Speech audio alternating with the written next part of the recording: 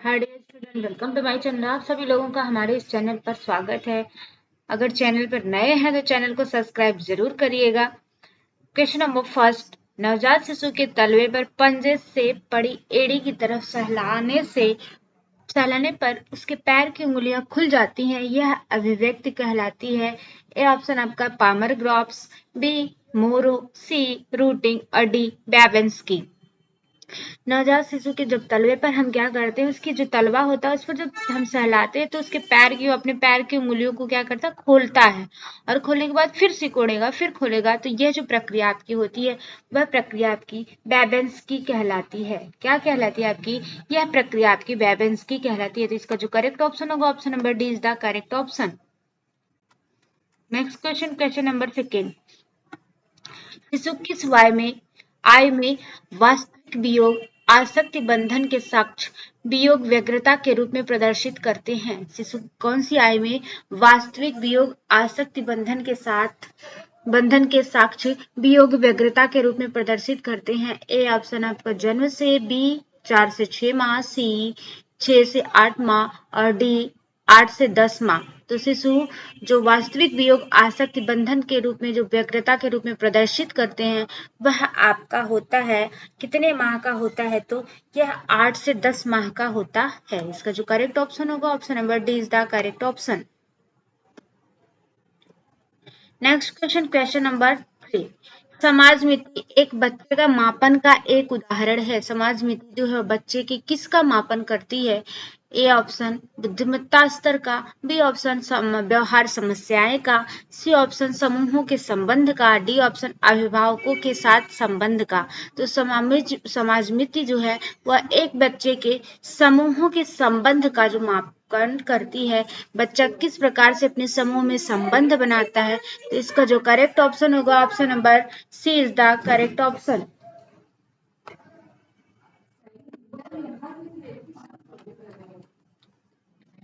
Question number 4, शिशु विकास यह अध्ययन का वह क्षेत्र है जो मानव वर्धन और विकास के सभी पहलुओं को समझने में समर्पित किया गया है। यह परिभाषा किसने दी है? यह परिभाषा हरलाक ने, बी ऑप्शन आपका पेपिवा और ओल्डस ने, सी ऑप्शन आपका हेरिस ने और डी ऑप्शन आपका बर्क ने दी है। तो शिशु विकास अध्ययन का वह क्षेत्र है जो मानव वर्धन और विकास के सभी पहलुओं को समझने में समर्पित किया गया है। यह परिभाषा जो है वो हरलाक की है। किसकी परिभाषा यह है? तो यह परिभाषा हरलाक की। इसका जो करेक्ट ऑप्शन होगा, option number A is the correct option. Next question, question number 5, यह एक प्रक्रिया है जिसमें नवजात बच्चे को संस्कृत में ढाला जाता है जिससे वह समाज में स्वीकृत किया जाता है। यह एक कैसी प्रक्रिया है जिसमें नवजात शिशु को क्या है, संस्कृत जो उसकी संस्कृति होती है, जो उसके परंपरा होते हैं, उसमें उसको ढाला जाता है। और जब उसमें वो ढल जाता है तो समाज के द्वारा उसे स्वीकृत कर लिया जाता है। यह क्या कहलाता है आपका? समाजीकरण कहलाता है, विकास कहलाता है, परिपक्वता कहलाता है, अन्योन्य क्रिया कहलाता है। तो यह जो आपका कहलाता है यह आपका समाजीकरण कहलाता है। क्या कहलाएगा? यह समाजीकरण के अंतर्गत आता है। इसका जो करेक्ट ऑप्शन होगा, option number A is the correct option. Question number 6, विशिष्ट उम्र में कौशल और बर्ताव का पैटर्न जो हम हमेशा अपेक्षा करते हैं उसे क्या कहते हैं? नारी सुलभ कहते हैं, पुरुष सुलभ कहते हैं, विकासात्मक कहते हैं या श्रेणी कहते हैं? तो विशिष्ट उम्र, कौशल और बर्ताव का जो पैटर्न हम लगातार करते चले आते हैं उस पैटर्न को हम विकासात्मक के नाम से जानते हैं। उसे क्या कहा जाता है? तो उसे विकासात्मक कहा जाता है। इसका जो करेक्ट ऑप्शन होगा, option number c is the correct option. Next question, question number 7, बच्चों का यौन अपराधों से संरक्षण अधिनियम कब अधिनियमित हुआ? बच्चों को यौन अपराधों से संरक्षित करने के लिए एक अधिनियम बनाया गया जिसे यौन अपराध संरक्षण अधिनियम के नाम से जाना जाता है। और यह अधिनियम कब लागू किया गया?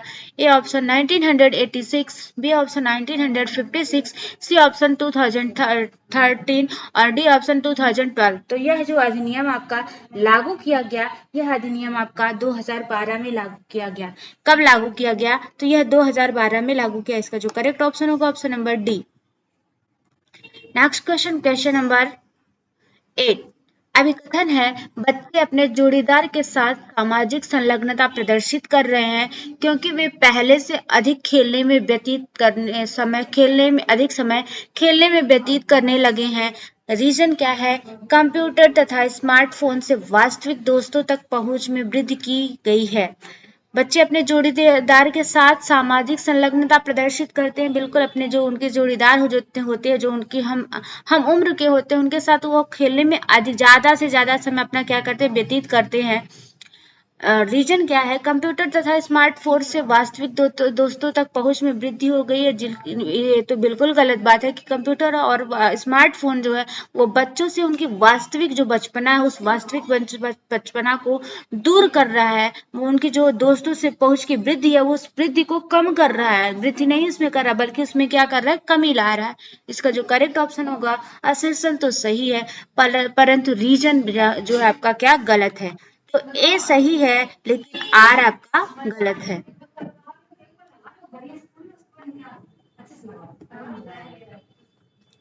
Next question, question number 9। अभिकथन है सहभागी विकास के लिए नीतिगत मानकों की पहचान करने में यह विनिर्दिष्ट करना महत्वपूर्ण है कि संबंधित व्यक्ति कौन है। रीजन क्या है? संबद्ध व्यक्ति कोई व्यक्ति विशेष समूह या संस्थान हो सकता है जिसका हस्तक्षेप में निहित स्वार्थ हो। सहभागी विकास के लिए नीतिगत मानकों की पहचान करने में यह निर्दिष्ट करना महत्वपूर्ण है कि व्यक्ति कौन है। जब हम सहभागी विकास की बात अगर करें तो सहभागी विकास में व्यक्ति को पहली बात तो हम चिन्हित करेंगे कि यह व्यक्ति क्या है जिसके बारे में हमें जो है वो बातें करनी है। तो वह व्यक्ति क्या है? वो कोई व्यक्ति भी हो सकता है, कोई संस्था भी हो सकती है और कोई भी समूह भी हो सकता है जिसका हस्तक्षेप में निहित स्वार्थ हो, जिसका उस कार्य में उस क्रियाकलाप में जो है वो निहित स्वार्थ उसका जो हो उसमें निहित हो सकता है। ए ऑप्शन आपका असर्शन सही और रीजन गलत है। बी ऑप्शन आपका असर्शन सही और रीजन सही, असर्शन गलत और रीजन सही है। सी है असर्शन और रीजन दोनों सही है। डी ऑप्शन आपका ए और आर दोनों गलत है। तो इसका जो करेक्ट ऑप्शन होगा ऑप्शन नंबर, इसका जो बिल्कुल करेक्ट ऑप्शन होगा ऑप्शन नंबर जो है वो क्या है? इसका जो करेक्ट ऑप्शन होगा ऑप्शन नंबर जो है वो क्या है आपका? सी बिल्कुल करेक्ट ऑप्शन। असर्शन और रीजन बिल्कुल सही है। तो इसका जो करेक्ट ऑप्शन है ये दोनों असर्शन भी आपका सही है, रीजन भी सही है। सूची फर्स्ट को सूची सेकंड से सम्मिलित करिए। फर्स्ट क्या है? मानसिक प्रयास, देखना, दृष्टि प्रयास, सोचना और शारीरिक प्रयास है, धड़ संबंधी प्रयास है, देखना, सोचना, झुकना, खींचना, खड़े होना। तो मानसिक प्रयास के अंतर्गत जो आपका आएगा ये क्या है? मानसिक प्रयास के अंतर्गत आपका क्या आता है? तो मानसिक प्रयास के अंतर्गत आपका सोचना आएगा। क्या आ जाएगा? मानसिक प्रयास के अंतर्गत सोचना आ जाएगा। ठीक है। दृष्टि प्रयास के अंतर्गत देखना आ जाएगा। दृष्टि प्रयास के अंतर्गत देखना आएगा। शारीरिक प्रयास के अंतर्गत जो है वो खींचना आ जाएगा। शारीरिक प्रयास के अंतर्गत खींचना आ जाएगा। और धड़ संबंधी प्रयास के अंतर्गत तो धड़ संबंधी जो प्रयास है इस धड़ संबंधी प्रयास के अंतर्गत जो आपका आ जाएगा तो क्या आएगा? धड़ संबंधी जो आपका प्रयास है इस धड़ संबंधी प्रयास के अंतर्गत आपका झुकना आ जाएगा। क्या आएगा? झुकना आ जाएगा।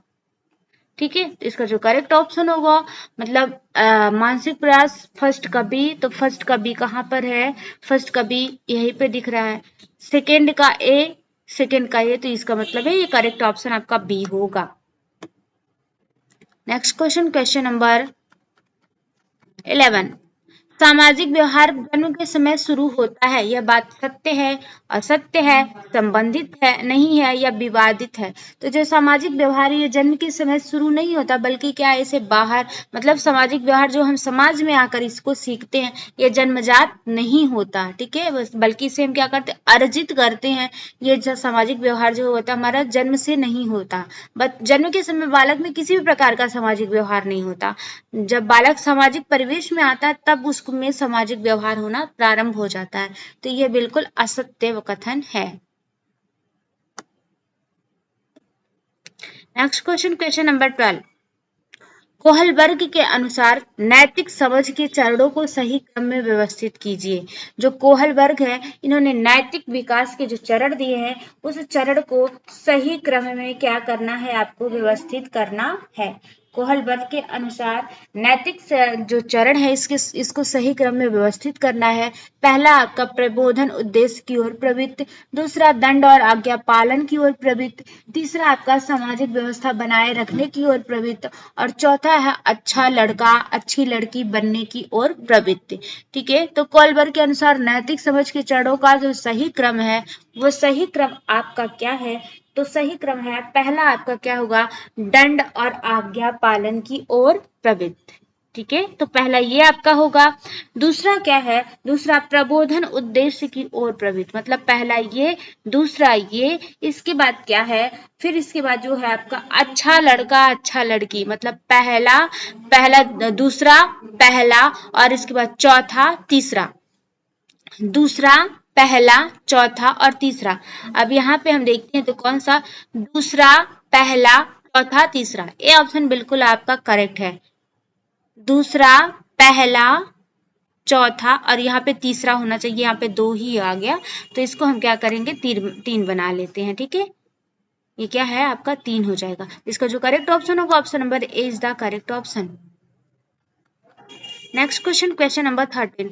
नवजात शिशु को सामना करना पड़ता है, तो नवजात शिशु को किनका सामना करना पड़ता है, सामाजिक संवेगात्मक समस्याओं का, सामाजिक समस्याओं का, समायोजन की समस्याओं का, शारीरिक समस्याओं को का, तो नवजात शिशु को जो है वो समायोजन की समस्याओं का सामना करना पड़ता है। बालक जब जो है नए परिवेश में आता है तो उसे क्या है, हर एक प्रकार से श्वास से लेके हर एक प्रकार से उसे क्या करना पड़ता है, समायोजन करना पड़ता है।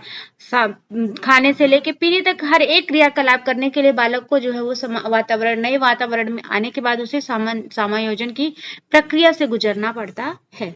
इसका जो करेक्ट ऑप्शन होगा option number c is the correct option. Next question, question number 14। विकास के सभी क्षेत्र होते हैं, विकास के जो सभी क्षेत्र होते हैं, ए ऑप्शन एक दूसरे से संबंधित, बी ऑप्शन एक दूसरे पर निर्भर, सी ऑप्शन वातावरण से प्रभावित, डी ऑप्शन आप आनुवांशिकता से प्रभावित। तो विकास के जो सभी क्षेत्र है, चाहे वो शारीरिक विकास का क्षेत्र हो, मानसिक, चारित्रिक, कोई भी उसका डायमेंशन हो, कोई भी उसका क्षेत्र हो, वो क्या होते हैं, एक दूसरे से कोरिलेटेड होते हैं, एक दूसरे से संबंधित होते हैं, जुड़े होते हैं। जैसे शारीरिक विकास है, मानसिक विकास, संवेगात्मक, क्रियात्मक, जो भी विकास आपका, भाषा विकास, सब एक दूसरे से जुड़े होते हैं। तो इसका जो करेक्ट ऑप्शन होगा option number A is the correct option. Next question, question number 15। एक शिशु सहारा लेकर बैठना आरंभ करता है किस आयु में, किस आयु में शिशु जो है वो सहारा लेकर बैठना प्रारंभ करता है, ए ऑप्शन 3 महीना, बी ऑप्शन आपका 3 से 5 महीना, सी ऑप्शन आपका 4 से 5 महीना और डी ऑप्शन आपका 6 से 7 महीना। तो एक शिशु जो सहारा लेकर बैठना प्रारंभ करता है, तो एक शिशु जो है वो सहारा लेकर बैठना प्रारंभ करता है कितने माह में, तो वो 6 से 7 माह में जो है शिशु सहारा लेकर, मतलब अगर आप उसको बैठाते हैं और उसको किसी चीज का टेक लगाकर बैठाते हैं तो शिशु आसानी से कुछ देर तक बैठ सकता है, क्योंकि बस उसकी जो बैकबोन की जो हड्डी होती है वो उतना ज्यादा डेवलप नहीं होती, उतना ज्यादा मेच्योर नहीं होती, जिसके कारण क्या, शिशु कुछ देर अगर उसको सहारा देकर बैठाया जाता है तो शिशु जो है वो बैठ सकता है। तो ये जो होता है आपका 6 से 7 महीना होता है। इसका जो करेक्ट ऑप्शन होगा option number D is the correct option. Next question, बालक के प्रारंभिक सामाजिक विकास का आधारीय कारक है, बालक के प्रारंभिक सामाजिक विकास का आधारीय कारक क्या है, उसकी शारीरिक स्थिति, उसकी वंशानुगत विशेषताएं, उसकी सामाजिक अंतःक्रिया, उसकी मानसिक स्थिति। बालक के प्रारंभिक सामाजिक विकास का आधारीय कारक क्या है, तो बालक के प्रारंभिक सामाजिक विकास का उसकी मानसिक स्थिति है। शिशु की मानसिक स्थिति कैसी है, ये उसके प्रारंभिक जो उसका समाजीकरण है उस पर निर्भर करता है। अगर उसकी अच्छी मानसिक स्थिति है तो समाज में उसका अच्छा सामंजस्य बनेगा, अच्छा तालमेल बनेगा। अगर उसकी अच्छी सामाजिक स्थिति नहीं है तो समाज से वो क्या होगा, विरक्त ही रहेगा। इसका जो करेक्ट ऑप्शन होगा option number D is the correct option. Next question, ये रहे हमारे आज के क्वेश्चन की श्रृंखला। नेक्स्ट सेशन में फिर हम आपसे मिलते हैं, तब तक के लिए thank you so much for watching this video.